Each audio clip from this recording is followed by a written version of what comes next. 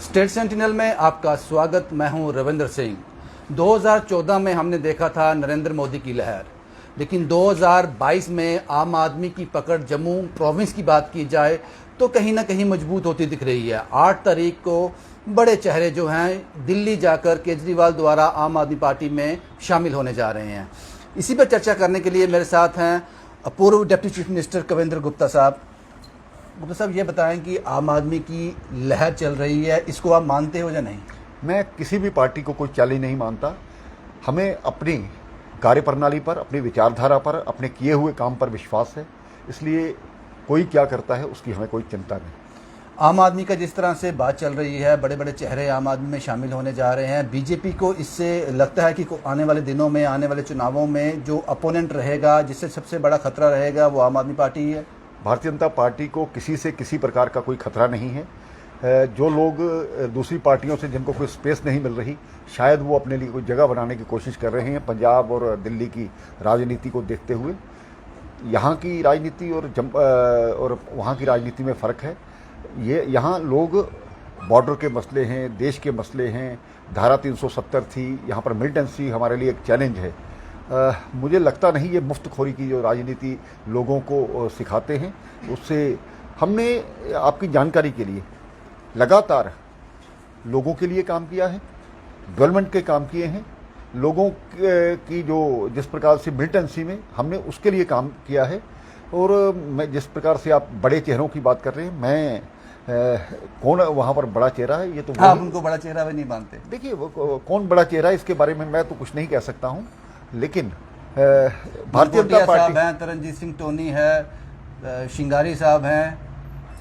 देखिए, उनका अपना एक पोटेंशियल होगा, काम करने का तरीका हो, लेकिन भारतीय जनता पार्टी के पास लीडरशिप की कमी नहीं है। हमारे हर मोहल्ले में एक बूथ पे बैठे हुए भी हमारे जो भारतीय जनता पार्टी के नेता हैं, उन्होंने अपना एक स्टैंडर्ड भी रखा हुआ है। तो मुझे लगता है कि जिस प्रकार से वो बूथ स्तर पर भारतीय जनता पार्टी का काम होता है, उससे किसी प्रकार की परवाह भारतीय जनता पार्टी को नहीं है। और जो हमने लक्ष्य लिया है 50+ का, वो हम अचीव करेंगे।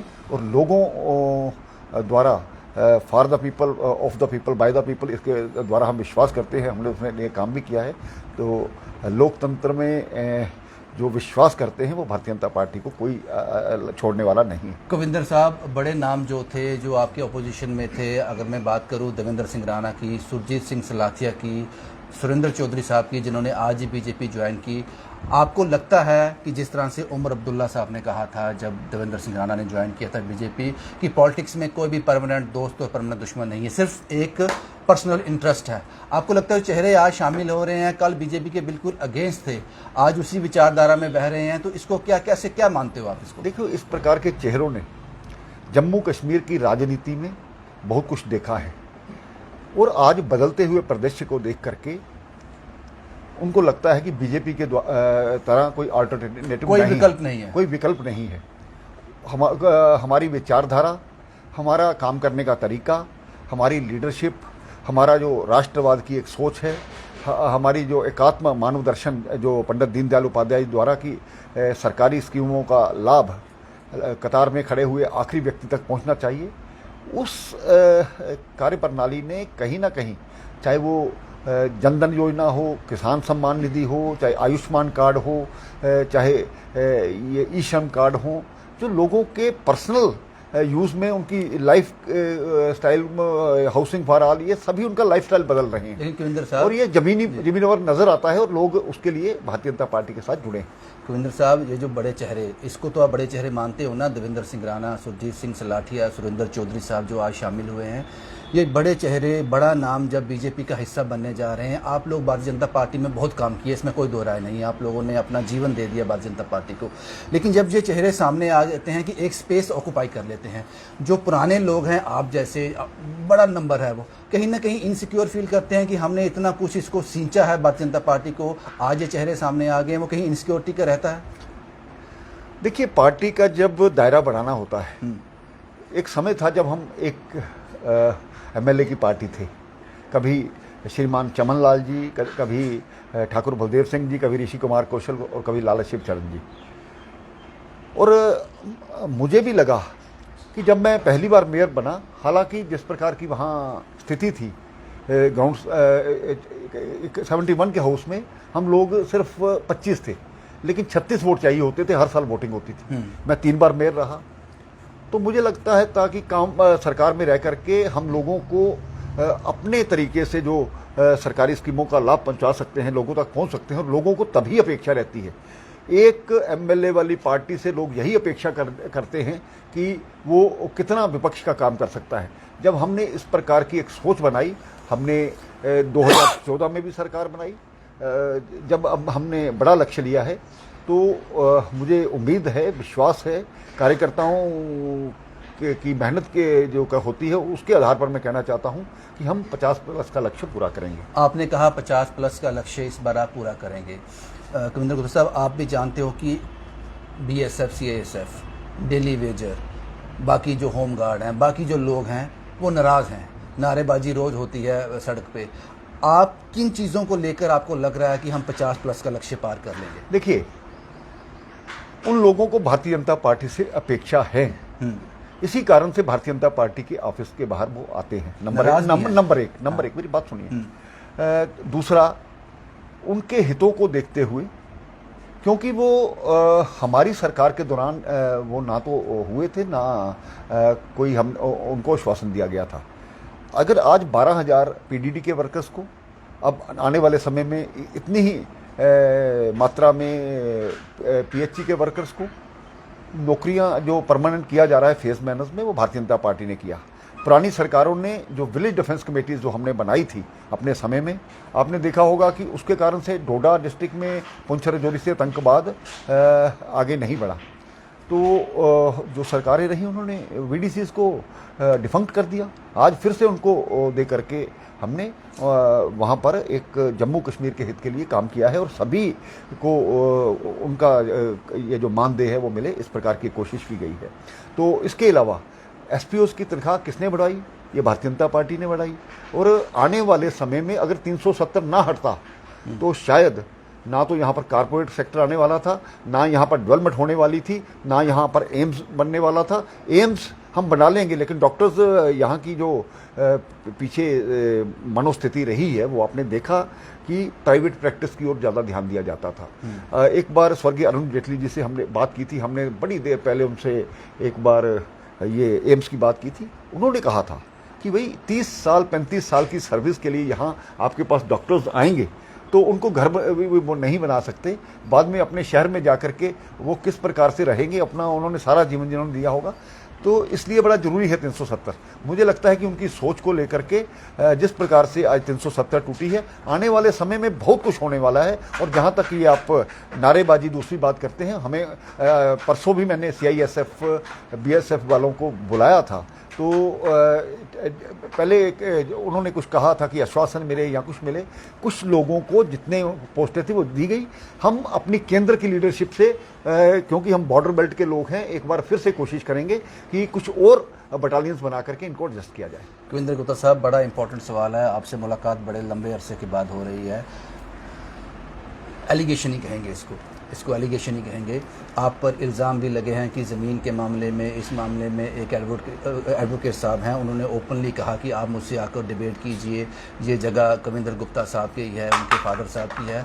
उस पर क्या कहेंगे आप? क्योंकि ये एलिगेशन लोगों के दिलों में जाते हैं, अगर उनको आंसर ना मिले तो कहीं ना कहीं घर कर जाते हैं। भाई, मेरा एक कागज पेश करने के बाद में वो 1 महीने से चुप क्यों हैं, बस मुझे इतना कहना है। ना तो मेरे पास कोई ज़मीन है, ना मुझे कोई ज़रूरत है, ना मैंने पहले कहा था। तो मैंने जब एक कागज़ उनको दिखाया, उसके बाद उन्होंने भी इसके ऊपर कुछ नहीं कहा। तो आप खुद समझ सकते हैं। मैं समझ सकता हूँ इस बात को। कविंदर साहब, जब आपके एलिगेशन लगे, आपने इतना नाम कमाया है, इतना काम किया है, जब एलिगेशन लगता है, दुख होता है, एक इमेज को धक्का लगता है, देखिए, तो आपने ज़रूरी नहीं समझा कि उनको किसी ऐसे दरवाजे तक ले जाएं कि आपने ये एलिगेशन हमने क्यों लगाए? देखिए, मैं बदले की बात नहीं करता हूँ। मुझे जो उन्होंने मुझे कहा, शायद लोगों ने जाना, उसके बाद मैंने उसका जवाब दिया। और मैं अपने आप पर कोई घमंड नहीं कर रहा हूँ या अभिमान नहीं कर रहा हूँ। कोशिश की है मैंने। मेयर बनने के बाद कविंदर गुप्ता ने एक छोटी सी दुकान डाली थी। अगर पैसे होते तो वो कोई दुकान पर बैठ करके धूप में, जहाँ ना तो पंखा था ना एसी था, वो काम ना किया होता। और हमने राजनीति में एक ऐसा है, ये एक शेयर के माध्यम से आप कहूँगा, तर दामिनी पे शेख मेरे ना जाइयो, दामन निचोड़ दें तो फरिश्ते वजू करें।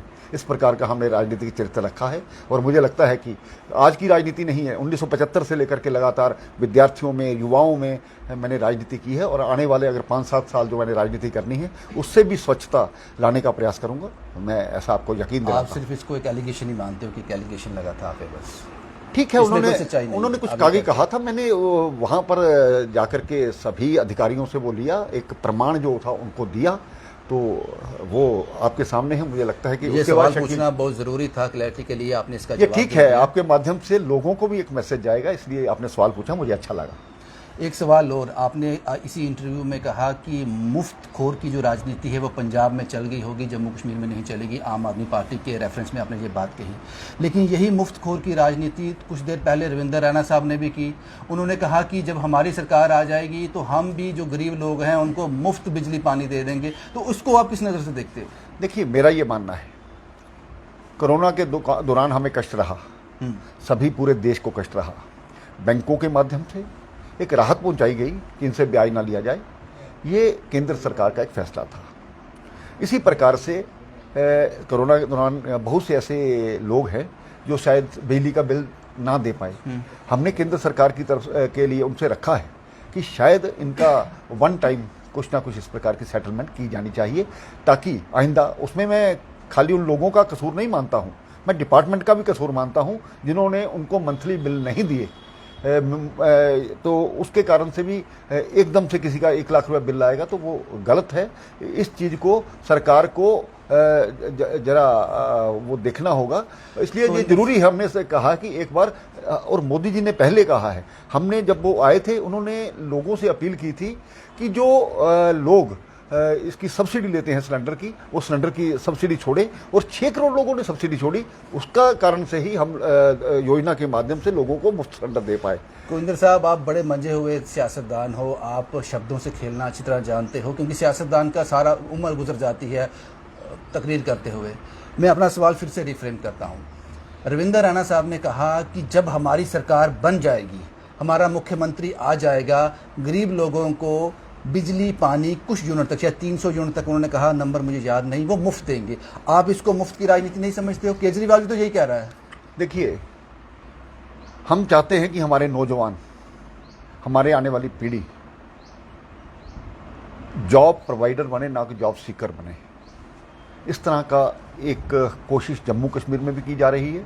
उसके लिए जो बड़े पैकेजेस हैं, छोटे छोटे इंडस्ट्री लगा करके वो हों और लोग खुशहाल बने, ना कि मुफ्तखोर, ना कि मुफ्तखोर नहीं कहा जा सकता। लेकिन ये रविंद्र रैना साहब कह रहे हैं। देखिए, उन्होंने कहा होगा, लेकिन मेरा ये मानना है कि अगर राजनीति हो तो इस प्रकार की होनी चाहिए कि जिसको पूरा किया जा सके, जो कहा है जिसको पूरा किया जाए। देखिए, आपने पंजाब में देखा, आज वो ऐलान करने के बाद में केंद्र सरकार का मुंह देख रहे हैं। तो ये खाली ये जो राजनीति है केवल वोट पाने के लिए नहीं होनी चाहिए, समाज बदलने के लिए होनी चाहिए, समाज सुधार के लिए होनी चाहिए। मेरा ऐसा मानना है। कुविंदर जी, आपका जवाब मुझे आ गया। ये वही जवाब आ रहा है जो जितेंद्र सिंह जी ने कहा था कि मेरे लोग जाते हैं, कुछ भी वादा करके आ जाते हैं, हमें मुश्किल हो जाती है। यही कहना चाहते हो आप भी? देखिए, वाकई में सरकारें चलती हैं, अगर हम कहीं से किसी को फायदा देना चाहते हैं तो वो टैक्स पेयर का टैक्स है, जिसको एक इस तरह से नहीं दे सकते जो कहा गया है। बिल्कुल, हम अपने परिवार की बात करें, अगर हमें इनकम होगी तो उसका हम खर्चा कर पाएंगे। ये परिवार से देखेंगे तो यही देश का हिसाब है। आप सियासत में ज़्यादा आपके पास से इन्फॉर्मेशन रहता है, कुछ इन्फॉर्मेशन मैं जनता तक पहुंचा दूं। चुनाव कब तक, कोई आइडिया? मुझे पता, आपको भी पता नहीं होगा इस बारे में, लेकिन कुछ एक आइडिया रहता है। देखिए, प्रधानमंत्री जी ने 2022 में हो जाएंगे। प्रधानमंत्री जी ने कहा था 15 अगस्त 2021 को लाल किले से ऐलान किया था। अमित शाह जी ने भी कहा था संसद में कि इस साल इलेक्शन होंगे। उम्मीद करना चाहिए कि 5 अगस्त 2019 को जिस प्रकार से स्थिति पैदा हुई थी, एक स्वाभाविक बात थी कि यहाँ पर ये जो एलजी का शासन यहाँ पर लगा। आज बहुत से निर्णय लिए गए हैं, लेकिन एक ज़रूरत है, लोगों का रिप्रेजेंटेटिव मिले। इसलिए हमने भी केंद्र से कहा है और केंद्र से भी कहा जाता है कि इलेक्शन हो जाएंगे। उम्मीद करनी चाहिए कि 2022 में लोगों को एक अपनी चुनी हुई सरकार, लोगों द्वारा चुनी हुई सरकार मिलेगी। आखिरी सवाल, आपको लगता है कि जितने इलेक्शन लेट होंगे, सपोज करो आपने 2022 कहा, अगर किसी कारणवश ये आगे चले जाते हैं तो इसका सीधा सीधा फ़ायदा आम आदमी पार्टी का होगा, क्योंकि वो पंजाब में एक एग्जाम्पल सेटअप कर पाएंगे, एग्जाम्पल सेट कर देंगे, उससे लोग, जनता, जम्मू कश्मीर के लोग ज़रूर प्रभावित हो जाएंगे। देखिए उनको एग्जाम्पल यूपी में भी सेट करनी चाहिए थी, उत्तराखंड में भी करनी चाहिए थी। वो गोवा तक पहुंचे थे। ये जो विदेशियों द्वारा चलाई जा रही एक भारत विरोधी लहर है, ये ज्यादा देर चलने वाली नहीं है। लोग समझेंगे पंजाब की कांग्रेस ने अपना लड़ाई के कारण से सत्यानाश किया और अकालियों ने लोगों को नशा दे करके वहां पर किया। उसी का परिणाम है कि लोगों ने अल्टरनेटिव ढूंढा। भारतीय जनता पार्टी के किसान आंदोलन के खिलाफ लोग थे और आने वाले 5 वर्षों के बाद देखिए भारतीय जनता पार्टी की नीतियां पंजाब में काम करेंगी और पंजाब में भारतीय जनता पार्टी अल्टरनेटिव जम्मू कश्मीर के लोग नहीं ढूंढेंगे। मुझे नहीं लगता। जिस प्रकार से 1947 से लेकर के प्रजा परिषद आंदोलन से लेकर के इस जम्मू कश्मीर के हितों को भारतीय जनता पार्टी ने कहा है, नए नए लोग आकर के यहाँ पर अपने शॉर्ट टर्म यहाँ पर अपना कुछ दे पाएंगे, पॉसिबिलिटी नहीं है। सियासत में हवा गर्म है कि बीजेपी, इस वक्त जो चुनाव होंगे बीजेपी के काफ़ी चेहरे बदल दिए जाएंगे, इसमें सच्चाई है? ये एक रूटीन मैटर है। कई लोग चले जाते हैं, राजनीति से कई कारण रहते हैं उसके। अगर उसमें चेहरे बदलने का काम है तो उसमें पार्टी का सामूहिक निर्णय होता है और टीम वर्क होता है। ये कोई परिवार का नहीं है कि किसी भी आदमी को बदल दिया जाए। ये सामूहिक पार्टी का समय और स्थिति के हिसाब से निर्णय होगा, वो मंजूर होगा। ये होना भी चाहिए। डिसिप्लिन की राजनीति और भारतीय जनता पार्टी की जो राजनीति हो इस प्रकार से ही कहती है शायद। मैं कहता हूँ आखिरी, लेकिन ये बिल्कुल आखिरी सवाल है, जो नए चेहरे आ रहे हैं भारतीय जनता पार्टी में, पुराने लोगों से उन्हें कोई दिक्कत तो नहीं? देखिए ऐसा नहीं होता। कहीं ना कहीं थोड़ी सी खटास रहती है कि जिस प्रकार से पिछले जो स्पेस हमने क्रिएट की है वहाँ कोई और आके बैठ गया। देखिए ऐसा नहीं होता। पुरानों को लेकर के और नए लोगों को मौका देना यह बड़ा जरूरी रहता है। और आज भारतीय जनता पार्टी के जम्मू कश्मीर में 16 लाख से अधिक मेंबर हैं, लेकिन ये सीटें केवल 90 लोगों को मिलनी है। तो इसलिए भारतीय जनता पार्टी में अपना कहता हूँ तो मैं प्रायोरिटी किसको मिलनी चाहिए, आप क्या सोचते हैं? ये फैसले आपको करने होते तो क्या लगता है आपको? देखिए विनेबिलिटी भी एक मैटर रहता है। उसके बाद पार्टी का कैडर किस प्रकार से उसने काम किया है वो भी रहता है। इन सब चीज़ों सोचना चाहिए, इस पर विचार होना चाहिए। और पार्टी इसके लिए जनता का सर्वे भी कराती है, जो पिछले लगभग मैं देख रहा हूँ 10 साल से इस प्रकार के इंडिपेंडेंट एजेंसी से करवाती है।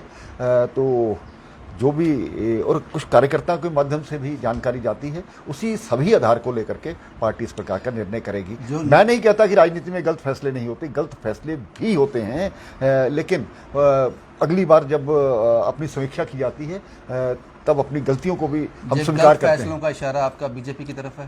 देखिए किसी भी पार्टी में किसी भी समय कोई भी, क्योंकि व्यक्ति जब अकेला बैठ करके निर्णय लेता है तो वो निर्णय गलत हो जाता है। जब सामूहिक निर्णय होते हैं तो उसमें हर तरफ की जब बात आती है तो अधिकांश जो निर्णय हैं वो सही होते हैं। 2022 के चुनाव में हमें कविंद्र गुप्ता का चेहरा तो दिखेगा?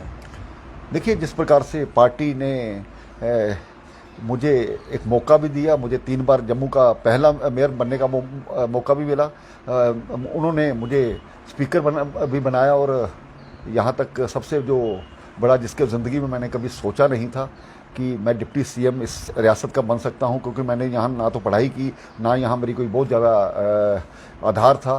पंजाब से मैं चल करके वहाँ से पढ़ाई करके आया था। तो अपने कार्य के आधार पर ईमानदारी से काम करने की कोशिश की है, शायद इसीलिए पार्टी ने दिया है। और उम्मीद है अगर पार्टी जिस प्रकार का निर्णय करेगी वो कविंद्र गुप्ता को स्वीकार होगा। शुक्रिया कविंद्र साहब हमसे बात करने के लिए। ये थे पूर्व deputy chief minister Kavindra Gupta साहब। हमने करंट सिचुएशन पे इनसे बात की और बहुत सी सियासी जो बातें थी उनसे पूछी। उम्मीद करते हैं कि ये वीडियो आपको पसंद आएगा। शुभम कुमार के साथ Ravindra Singh, the state sentinel के लिए।